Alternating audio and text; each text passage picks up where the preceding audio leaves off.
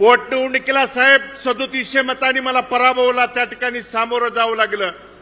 पराभवाला सामोरं जावं लागल्यानंतर राज्यातल्या प्रत्येक नेते मंडळींच्याकडे या मतदारसंघातल्या तालुक्यातला प्रत्येक प्रश्न पोटतिडकीनं मांडण्याचा त्या ठिकाणी घेऊन जाण्याची भूमिका मी मांडत होतो, बोलत होतो. परंतु तालुक्यात बऱ्याच लोकांनी सांगितलं भालके संपलेत, भालकेचं काय आहे.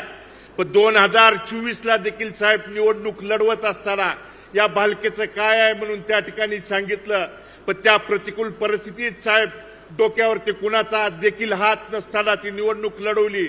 आणि इथल्या मायबाप जनतेने, कारण माझ्या वडिलांच्या जाण्यानंतर माझ्या वडिलांनी जर माझ्या पाठीमागे काय सोडलं असेल, कारण वडील मुलासाठी इस्टेट प्रॉपर्टी संपत्ती सोडतो, माझ्यासाठी जी इस्टेट प्रॉपर्टी धन संपत्ती आहे ती माझी मायबाप जनता ही माझी इस्टेट प्रॉपर्टी धन संपत्ती आहे. साहेब मला 1,16,717 मतदार बंधू भगिनींनी आशीर्वाद देऊन पाठबळ देण्याची भूमिका त्या दरम्यान बजावली.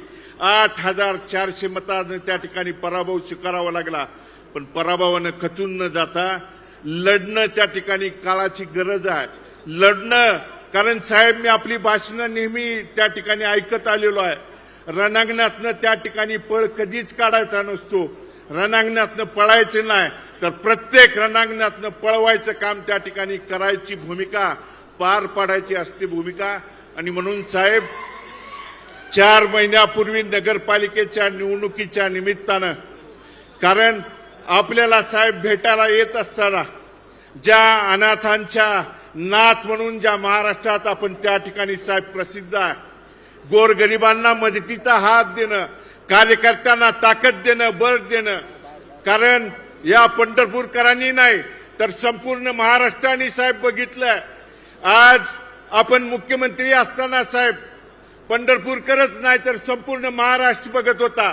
आषाढी वारीला साहेब इतिहासात अनेक मुख्यमंत्री साहेब आले, पण आपण एकमेव असे मुख्यमंत्री आहात की आषाढी वारीच्या नियोजनासाठी अगोदर 2-2 दिवस त्या ठिकाणी, मग वाकडीपासून तो मंदिर परिसराचा प्रत्येक भाग ना भाग फिरून, मग पाण्याची परिस्थिती त्या ठिकाणी वारकऱ्यांना आहे का, पिण्याच्या पाण्याची सोय आहे का, त्याला सावली आहे का, त्याला कुठली गैरसोय आहे का, मुतारीची सोय आहे का, ही प्रत्येक गोष्ट बघणारा मुख्यमंत्री पंढरपूरकरांनी आणि महाराष्ट्राने,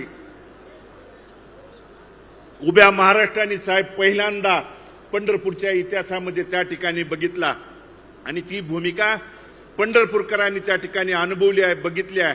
आणि म्हणून 4 महिन्यापूर्वी साहेब निवडणुकीला सामोरं जात असताना ही आपली त्या ठिकाणी परवानगी घेऊन आपण सांगितलं जा लढ, तुझ्या पाठीमागे मी खंबीरपणे उभा आहे म्हणून सांगितल्यानंतर मी इथल्या सगळ्या सहकार्यांना, कार्यकर्त्यांना सांगितलं होतं की आपण त्या ठिकाणी सक्षमतेने ही नगरपालिकेची निवडणूक लढवायची.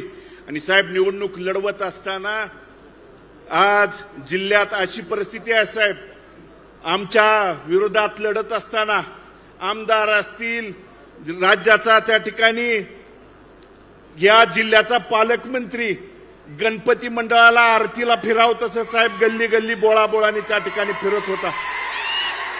या जिल्ह्यानं प्रत्येक तालुक्यात, प्रत्येक शहरात, प्रत्येक त्या ठिकाणी नगरपालिकेला बघितलंय. येऊन त्या ठिकाणी चौकात त्या ठिकाणी सांगत होता, माझ्या पत्नीला प्रश्न विचारत होता, मला विचारत होता की भालकेजी तुम्ही निवडून आल्यानंतर निधी कुठून आणणार आहे, तुम्ही निवडून आल्यानंतर त्या ठिकाणी निधीला माझ्याकडे यावं लागणार आहे. पण मी त्यांना ठामपणे त्यावेळी सांगितलं होतं, भारतनाना भालकेंच्या तालमीत तयार झालेलो होतं आम्ही त्या ठिकाणी कार्यकर्ते आहे, निधी कुठून आणणार आहे, अरे निधी देणारा हा माणूस आहे इथं बघ येऊन.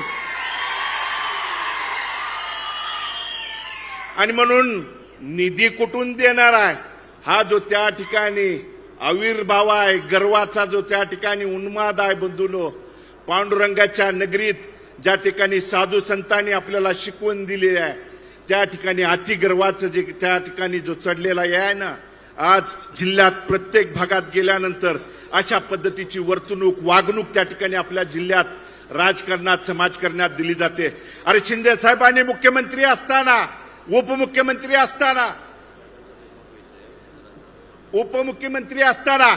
कधी पक्ष पार्टी जात पात कट तट कधीच बघून त्या ठिकाणी निधीच्या बाबतीत कधी त्या ठिकाणी दिलं नाही आणि म्हणून ती भूमिका बजावत असताना या गोष्टी त्या ठिकाणी जाणून बुजून काही अडचणी आणण्याचं गुन्हे देखील दाखल करण्याची भूमिका त्या दरम्यान काही गोष्टी साहेब आमच्यावरती त्या ठिकाणी झालेल्या आहेत.